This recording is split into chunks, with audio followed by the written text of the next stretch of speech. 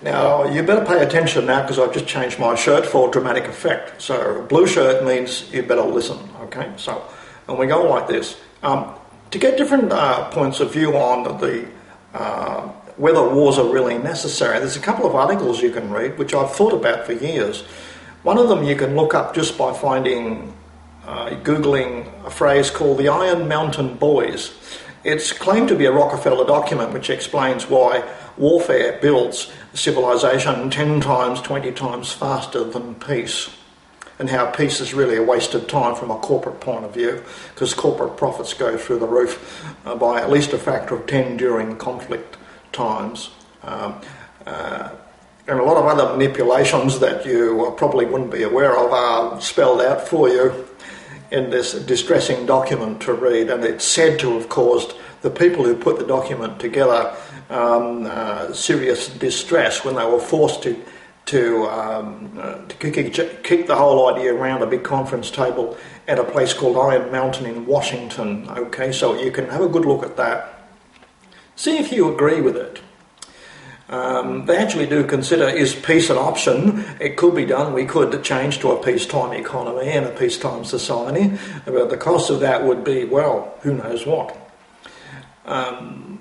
Now, the other thing you can read, which is a partial answer to that, is called a Canadian item. It's an essay, and it's called Twilight of the Psychopaths. Okay? So you can read these two ideas, one against the other. Twilight of the Psychopaths says you can stop doing all your conspiracy theories about Jews and Zionists and Papists and Freemasons and all that sort of stuff.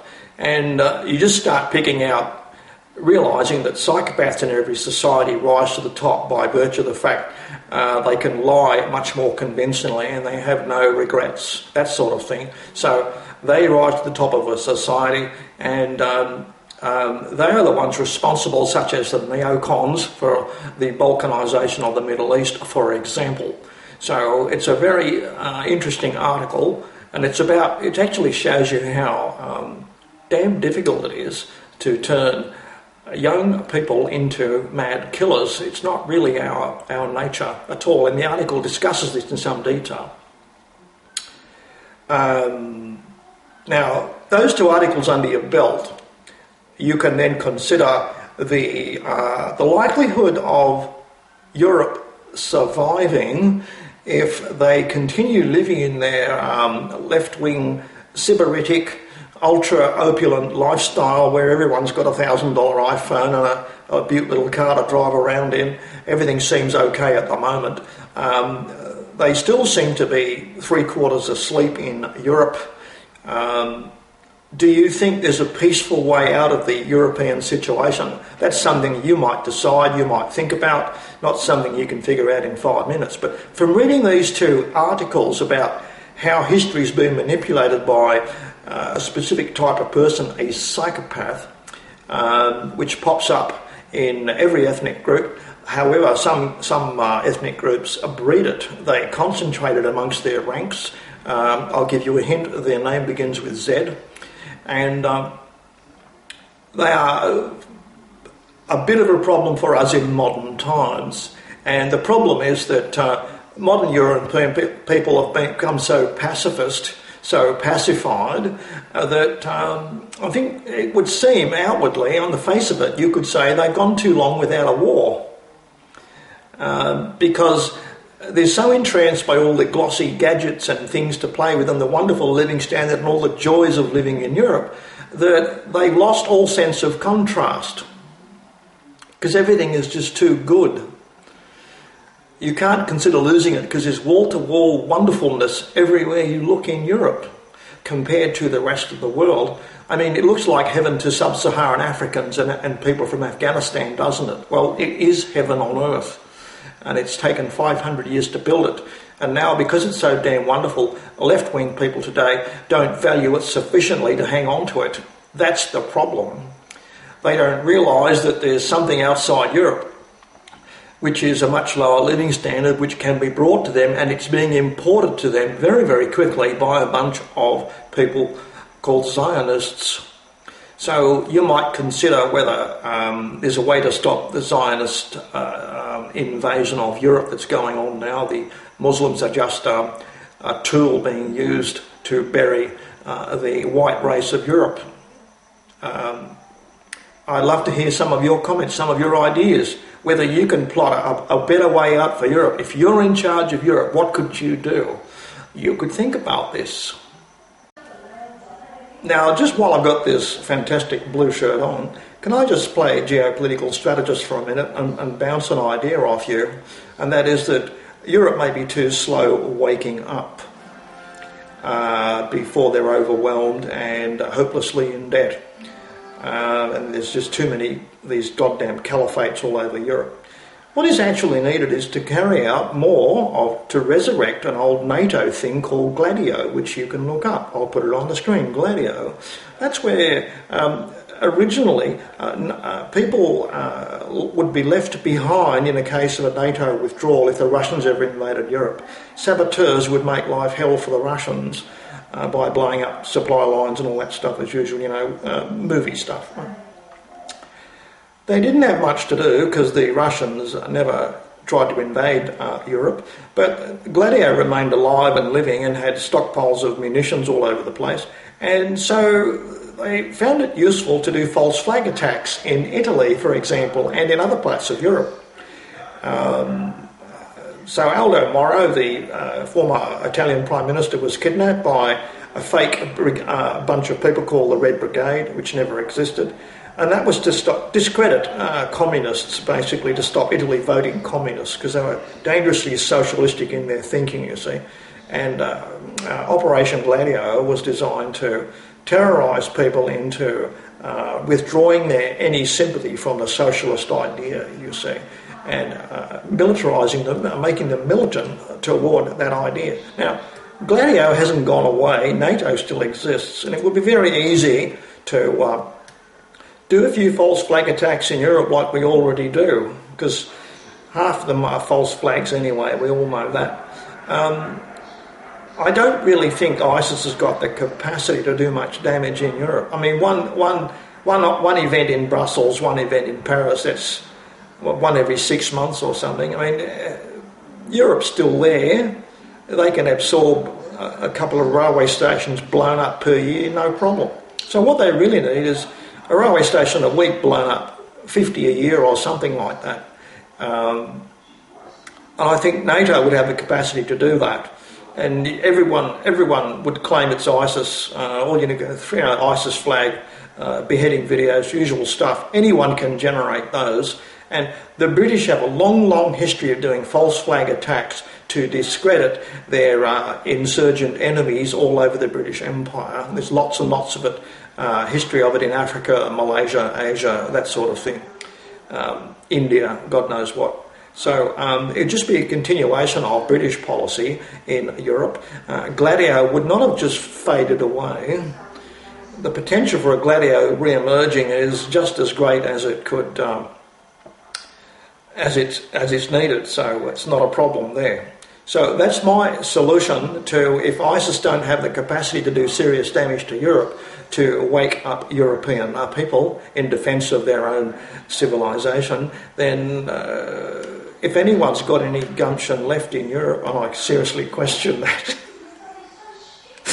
then a Gladio-style false flag series of attacks would be a good way to go. So tell me what you think of this fantastic idea under the video, guys. Now, a fly in the ointment of the plan to use false flag attacks along the lines of Operation Gladio is that I think NATO's already been neutralised. It's not really to defend the common people and the infrastructure of Europe against the Russians at all. It's really a spearhead pointed at Russia as an imperialist bulwark. There's a lot of troops on both sides of the Ukrainian border now, Ukrainian-Russian border, Americans along the bottom and Russians on the other side of the border. I'll give you a clue about the real intentions of the people in charge of NATO. Unsurprisingly, they seem to have had a whole lot of women marry themselves into the power pyramid of NATO also, just like they do most nation groups today. I've got a statement here written by Wesley Clark, and here it is in all its glory. And Wesley Clark, having read this statement, you can guess, you don't need 10 guesses to figure out his ethnic origin. Both his parents, of course, you can figure this out. He's been schooled all of his life to believe that Europeans don't know how to live their lives. They haven't got a clue. They need to be organised by Jewish people. And here he is making this announcement in 1997, and he's decided that the whole idea of countries having borders is obsolete and it's an old 18th century idea, blah, blah, blah. Well, it actually goes back a lot further than that. It goes back to before the Roman Empire, and it's worked fairly well for all of history as far as I can tell. But history is always wrong according to Jewish people, and they know better. They understand things a lot better, and they're going to breed us all into be the same people. We're going to be basically coffee-coloured people with an IQ of 60. That's what they want, so they can feel completely safe, because they do seem to be utterly driven by fear of everybody else, and they've constantly got to do something to take down other groups. So that's General Wesley Clark, former head of NATO. What was he doing? He was bombing the Balkan states, which were free after the communist system collapsed, and it was thought that they could stop all the ethnic warfare there by bombing everyone enough until they loved each other. And as usual, the elites got it wrong. It didn't work. Today, those former Yugoslav states, Balkan states, have lots of no-go zones for various nationalities. And the whole problem was started off by Wahhabi Saudi Arabia pouring arms, weapons and Islamic Jihad inspiration into the Muslim population of the Balkans. Okay, so this idea that you can just bomb enough people and then we have lovely peace is naive and stupid. It doesn't work. But that's the statement still on screen there for you, and that's Wesley Clark's Jewish philosophy affecting everything he does. Goodness gracious. I'm not sure what we're going to do. The other thing is false flags are very cheap, could be done by other parties. And tell me what you think about that. Do you think other parties could do false flags? You really need a spontaneous groundswell movement, grassroots movement, and everyone's too much asleep at the moment in Europe as far as I can tell. Now, I'll just give you a clue how strong our behaviour is genetically controlled. It's a lot more than you think. You probably think, because you're growing up in an age of rational thinking, and all that sort of stuff that we constantly hear from atheists, that we now live in the scientific age, and we're not we are no longer the victim of prejudices and biases, you see, because we have scientific reasoning and scientific thinking for the last couple of hundred years. Well, if you did believe that, you would be completely wrong. Twin studies have revealed, identical twin studies, focused on a number of cases, many hundreds of cases, where for some reason or another identical twins separated at birth and raised in different cultures, even with different languages, are virtually identical, absolutely demolishing the blank slate theory coming out of the Jewish communist virtualisation of everything. They always insist that everything's a virtual construct, therefore can be dismissed by clever Jewish intellectuals. But identical twin studies reveal, for example, that two people raised 2,000 miles apart, even speaking different languages and living in different cultures, grow up identical. So, for example, interviewers noted in these identical twin studies that You can interview a twin in Germany and then another one in Barbados, and guess what? They both twirl a silver chain around their neck while they're talking to you like this. Okay? Yeah. Two twins who don't even know each other do exactly the same thing with the same finger on the same left hand. Okay? That's been found by twin studies. Also, the colour clothing they wear and the types of cars they drive, the colour car they drive, and even the names of their wives are identical. Raised 2,000 miles apart, they both marry a woman called Angela, for goodness sake. Now that tells you a lot about genetics, doesn't it? And wait, it's even funnier than that. Even your political persuasions, whether you're conservative or a liberal, tends to be strongly genetic, and really it's just a cluster of biases that you have. And there's been found a way to evaluate it very recently in brain scanners where you can pick out a conservative person or a liberal simply by showing them a series of photographs and waiting for their involuntary disgust response in the brain scanner. And you know instantly that conservative people are the most easily disgusted. And so, for example, I'll show you a conservative. Donald Trump is disgusted by breastfeeding, and that's why he pulls the shutters down on women having abortions, illegal immigrants, wants to stop everything, build fences left, right and centre. So that's conservative thinking, which is entirely genetic. It's an involuntary thing your brain does when you're confronted with an image in a scanner, right? Okay? That's genetically ordained, preordained, so you don't really make up your own political ideas, okay? So stop thinking you're clever and you know all this and you work it all out by analysis. You don't. You're largely biased, okay? What I'm trying to demonstrate to you is twin studies and that discovery about how to find a conservative simply by measuring an involuntary brain reaction to a disgusting picture. It reveals how we're all puppets of our genetic makeup, really. 80% of the stuff that we know and believe is really just all our biases fused together. So, now I'll give you a clue. We all have a wonderful time living our life in the physical. There's a million things we can do in the Western world: surfing, caring, womanising, drinking, dancing, all kinds of professions, trades. You can do anything you like, okay? But here's what another group talks about in their letters.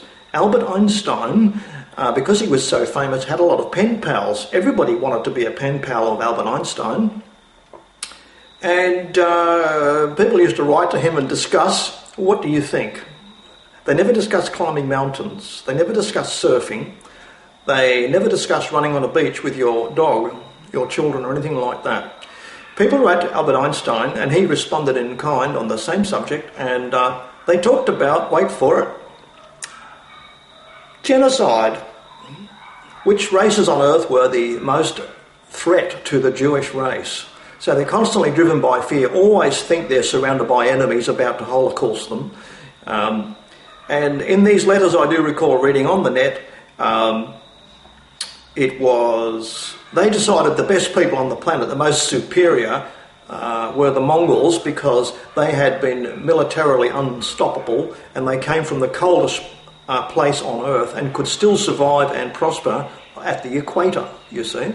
But in these letters they agreed that the Mongol threat had gone away. So the question was then put to Einstein, well, the Mongols got nothing on us at the moment, so what's the next race we should be doing our best to genocide, to get rid of? And Albert Einstein's answer in the letters was, Europeans, of course. I've seen the letters, you can find them on Google. Okay? Europeans have to be got rid of. They are the greatest threat to the Jewish race, you see. So always this fear that generates this plotting and planning to disable other groups. The same way... So we play cards and gin rummy and Ludo and Snakes and Ladder and Monopoly and all these wonderful board games. They play genocide games. Simple as that. Now, why do they do this? because 80% of their behaviour is genetic. And they've inbred themselves to be forever fearful, or forever trying to plot their way out of trouble by disabling and demolishing other races of people. I don't like saying any of these things, but they are plotting to destroy Europe, which is the greatest civilization in the history of the world, because they feel threatened by it. And as usual, they're quite wrong. They couldn't bomb Kosovo into loving each other. They still have a disaster living together groups. They all need their own bit of land. There's no-go zones in Kosovo after years and years of bombing. And they think now they're going to do the rest of Europe. And you've seen the statement by Wesley Clark, the great armchair geopolitical strategist, deciding that borders don't mean a thing anymore, and we're going to flood Europe with all these people from all over the goddamn world. That statement was made in 1997, but it's almost like the identifying catch cry of every Jewish agitator, isn't it? Is there any Jew who doesn't believe in this? Any Jew at all that doesn't believe in it? It's almost like their war cry. What else would they do with their time except plot to destroy other nations? So, as the behaviour of your 10-week-old puppy is obviously genetic, he doesn't know really why he's doing things, but he's scampering around and nipping your ankles whenever he gets the chance. He sneaks up on you and he's doing all these things and amusing you and rounding you up and the children. And he's doing all that because of genetic reflexes in him, okay? He doesn't really know why he's doing it, but he certainly enjoys doing it, okay? So do Jewish people enjoy plotting the destruction of civilization. The same way other people play gin rummy, other people play bridge. Okay? That's what we're up against. That's the problem in Europe and America today. There's plenty of examples, though, where elites have not got their way, despite all their behind-the-scenes machinations. I can remember when compact discs were first made by the music industry to stop the mass piracy that was going on. It was said that they were so impossible, so difficult technologically to make that only Germany and Japan could produce them, and that would stop any backyard amateurs from copying these CDs or making their own, you see. Anyway, shortly after that, computers came out, and it wasn't long before children were copying CDs without even looking at the screen, for Christ's sake. It became childishly easy and simple. So that didn't stop music piracy, it actually enhanced it. Now, the next thing was DVDs, and they were said to be unhackable. I do remember that. They were going to stop video piracy with the new DVDs that came out in the 80s. Do you remember all this? And what happened? A Norwegian kid, 11 years old, hacked a DVD and told everyone how to do it on his website. So much for the elites knowing what they're doing. So much for getting the outcomes they want. Another failure would be trying to sell Blu-ray disc players to prevent disc piracy and all that. Nobody buys Blu-ray disc players because they cost way too much. The discs cost $50 each. Who's going to pay that much for a movie? No movie's worth watching. You pay $50 for it. So the Blu-ray players have dropped so much in price they give them away now, and they even pin them on the back of the great big plasma TVs because nobody wants them. So the elites don't always get their way. They were trying to force everyone to use Blu-ray to stop all piracy, but that's a 20-year program that's utterly failed. Another one would have to be Google+, where a bunch of elitist people in the office of Google decided they could force us all to use our real, live and complete and full street names and fully publicise them on Google for all the world to see. And it was so violently resisted that a lot of people just stopped commenting, and Google has never recovered from that. YouTube has never recovered from the protest of non-comment by millions of people. It kind of seriously reduced the activity on the internet, and about a year or 2 years later, wasn't it, Google finally said, we're sorry, Google Plus isn't going to work. It's never going to rival Facebook as an undercover data mining project. It's not ever going to work like that because people don't want to supply their details. So, the general public couldn't be sold Google Plus either. That was a major failure. Despite an attempt to bend people's natural behaviours, it couldn't be done. People's natural behaviours couldn't be bent so far, and Google Plus broke. Okay? Now, this forced assimilation that the Jewish elites are trying to force upon European people, via the German government sex manual, where dark-coloured men are screwing German white women, basically. That's the Jewish fantasy. It's not going to work. I really can't see why the average sophisticated, intelligent, educated European woman is going to want black children with an IQ of 60. Why would you ever want this? And who would raise the child anyway and pay for its upbringing? And what would you do with it when it grows up with an IQ of 60? That's what you're going to get, a whole lot of people like that. That's not a better Europe, that's a much worse Europe. And can I tell you this? Europeans don't mix with foreign people very much at all. The American genome was recently sampled by geneticists, and a surprising find was made that Americans are still completely European. They have not interbred and diluted their genome one bit in 500 years of breeding in America. They interbreed with each other and nobody else. This really surprised geneticists too, who are victims of their own biases. Okay, their hopes, their desires, their beliefs. Okay, but geneticists were surprised. So I don't think that Europeans are going to start having idiotic, dark-skinned children who, with men who can't use toilets from Afghanistan and Somalia and sub-Saharan Africa. I can't see that ever being sexually attractive to any woman in Europe. I just can't see it. Common sense sort of says this to you. Heaping more and more people into Europe isn't going to help the economic situation, but I think the cost of it will. I think it's in France or Belgium. They've suddenly whipped up 3,000 policemen to be permanently in plain clothes on trains, revealed today in a newscast, okay? 3,000 full-time police, plain clothes on trains. And you can see this will be needed in London too, because the Pakistani crime rate on London trains is shocking, okay? But so that's how we gradually wake up. So it's actually providing security jobs for non-Muslim people on trains in Europe. Isn't that good? There could be 50,000 train guards permanently stationed on European trains.